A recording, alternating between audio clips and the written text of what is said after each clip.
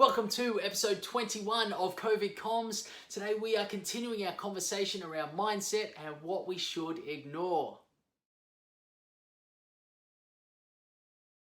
In our last episode, we spoke about how in the midst of everything that's going on, we need to not only specify what we're going to focus on, but also clearly articulate what we're going to ignore.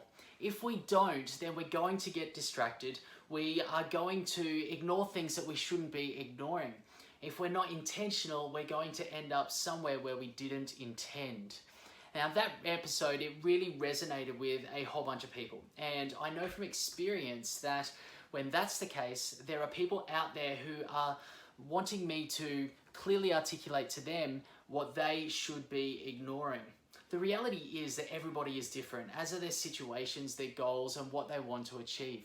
I'm not going to stand here and tell you exactly what you should or shouldn't be ignoring.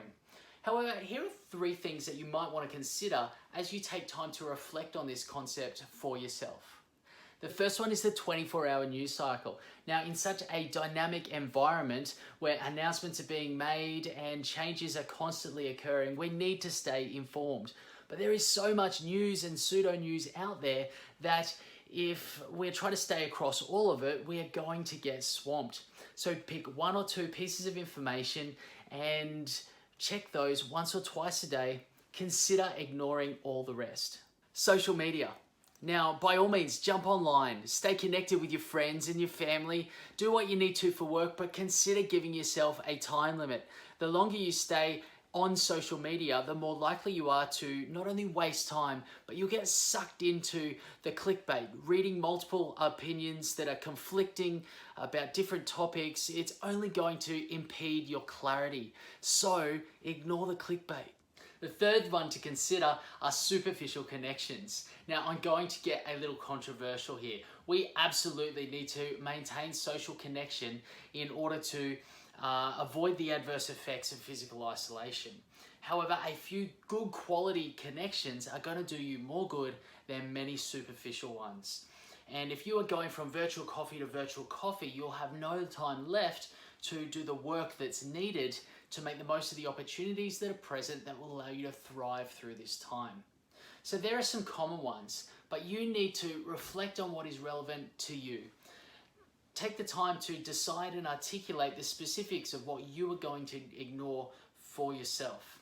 If you need some guidance on how to do that, well, maybe consider asking these questions. Where do I waste my time, and what do I do when I'm wasting time? Ignore that. You know, Henry Ford once said that it's in his experience that successful people get ahead during the time that other people waste.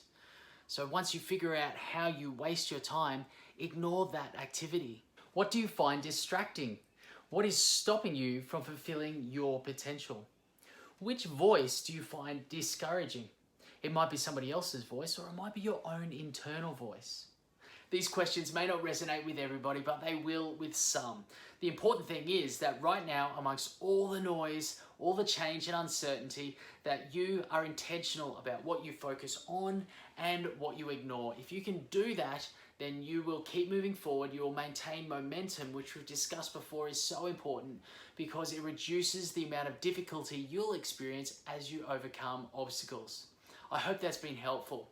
Do you have a question that you'd like answered in an episode of COVID Comms? If so, put it in the comments box below. We'll have more episodes coming out soon, so stay tuned.